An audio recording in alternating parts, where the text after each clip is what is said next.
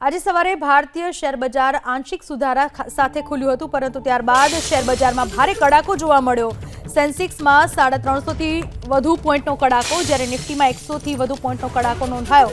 શરૂઆતમાં સામાન્ય આશાસ્પદ રેટિંગ સાથે શેર બજાર ખુલ્યું હતું, પરંતુ બાદમાં શેર બજારમાં જોરદાર કડાકો। 350 પોઈન્ટના કડાકા સાથે સેન્સેક્સ 72,800ની સપાટી પર, જ્યારે 100 પોઈન્ટના કડાકા સાથે નિફ્ટી 22,000ની સપાટી પર અત્યારે ચાલી રહ્યો છે। સેન્સેક્સ અને નિફ્ટીમાં છેલ્લા ઘણા સમયથી આ રીતના ઘટાડા તરફી માહોલ જોવા મળી રહ્યો છે। ભારતીય શેર બજારમાં કડાકાનો માહોલ છે। આજે સવારે અઠવાડિયાના પહેલા દિવસે, સાપ્તાહિકના પહેલા દિવસે જ્યારે શેર બજાર ખુલ્યું ત્યારે આંશિક તેમાં સુધારો જોવા મળ્યો હતો, જેથી રોકાણકારોમાં એક ખુશીની લહેર જોવા મળી હતી, પરંતુ તરત જ અમુક કલાકોમાં સેન્સેક્સમાં કડાકો બોલી ગયો। 350 થી વધુ પોઈન્ટનો કડાકો સેન્સેક્સમાં, જ્યારે 100 થી વધુ પોઈન્ટનો કડાકો નિફ્ટીમાં બોલી ચૂક્યો છે।